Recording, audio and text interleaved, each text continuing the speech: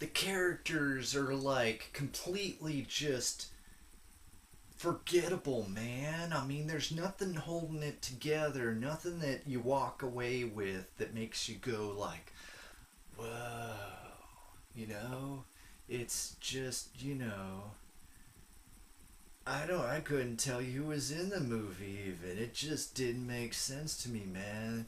The characters, dime a dozen, man. Completely forgettable. Why'd they even make this piece of crap, man, if they didn't have the script to back it up? Really? Really? They're just forgettable. Dime a dozen. One-sided characters who could be put into any movie and they would pretty much do exactly the same. I'm going to just spitball off the top of my noggin here about each of the characters, or some of the main characters here, and see if you can see how absolutely forgettable these particular characters are. But before I do, damn, I'm rather thirsty.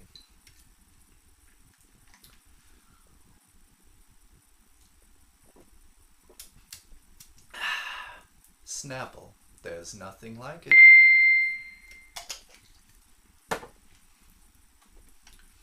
Now let's begin with the main villain here, Clue. Clue is an interesting both psychological and philosophical study on the whole phenomena of stuff such as being sort of a zealot, as well as marching towards perfection, almost like Hitler in a way, or at least a misguided person who's got tunnel vision towards a particular singular goal.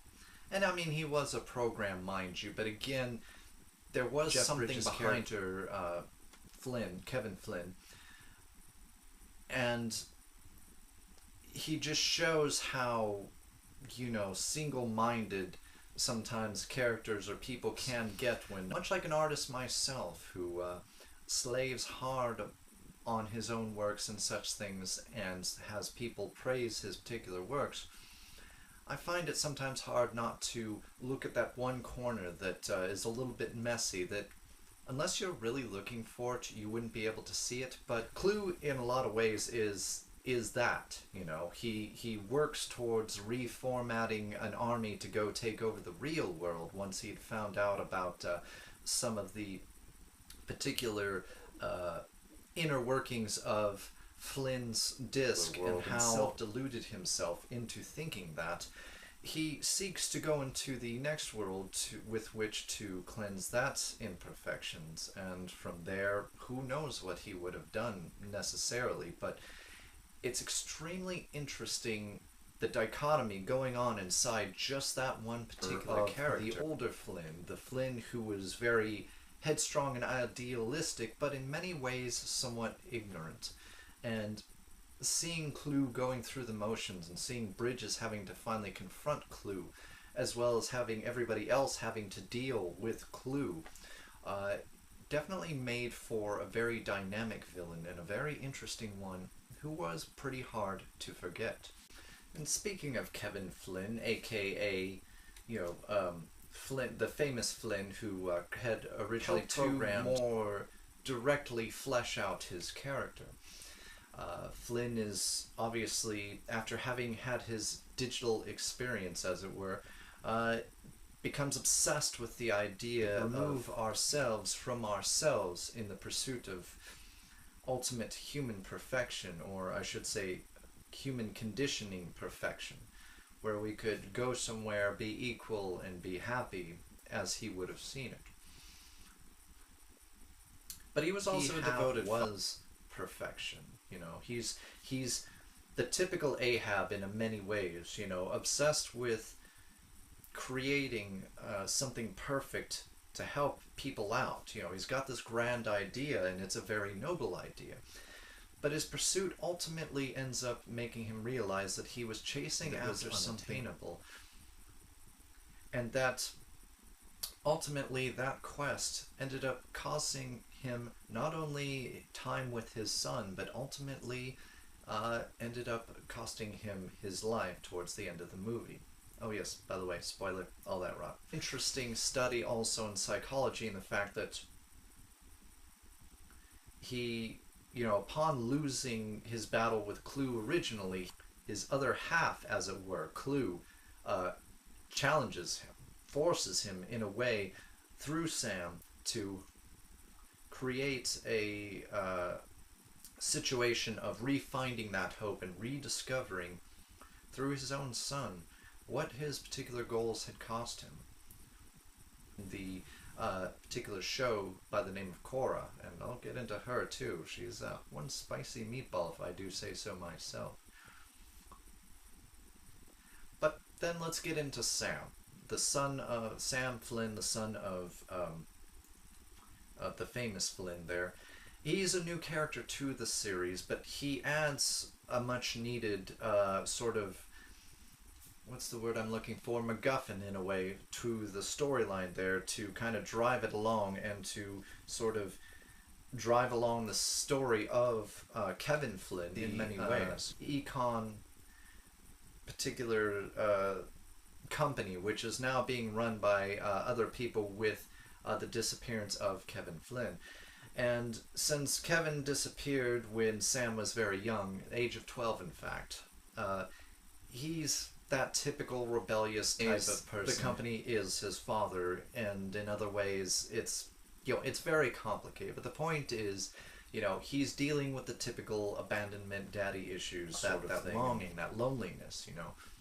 He never fully gives up on his father, but he doesn't know what to think of the situation, and being lost in it and only having his grandparents, he reluctantly becomes involved in the world of Tron after Alan, you know, Banner intercepts a page from Flynn's office, which, as you've seen from the trailers, has been cut off for 20 years or whatever.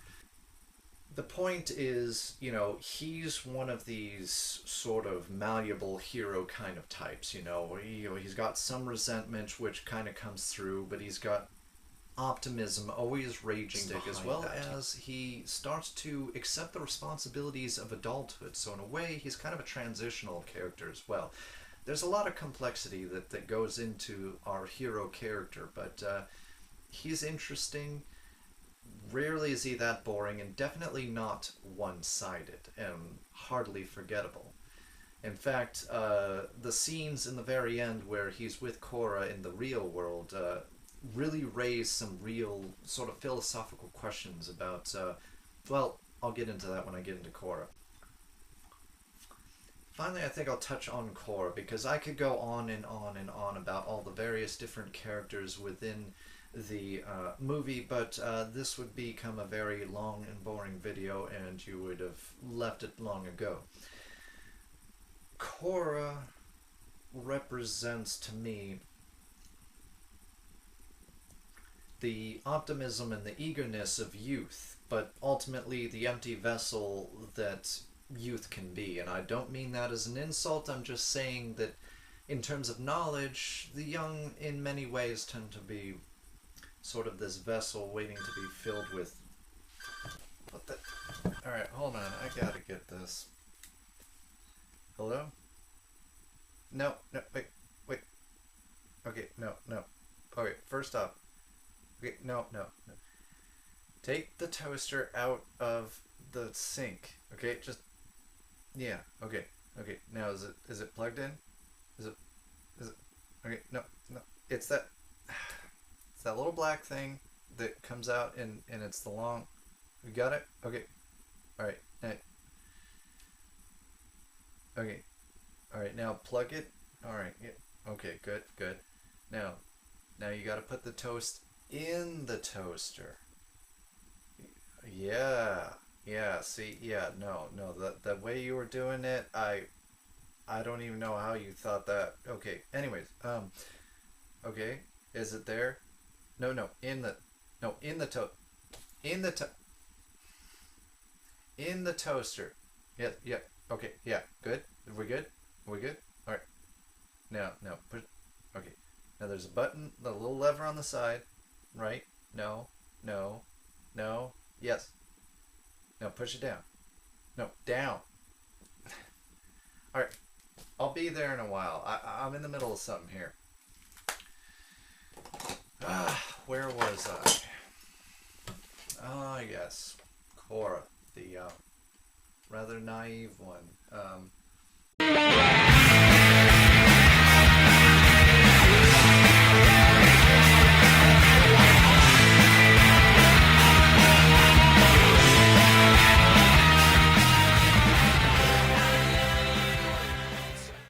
Snapple, there's nothing like it.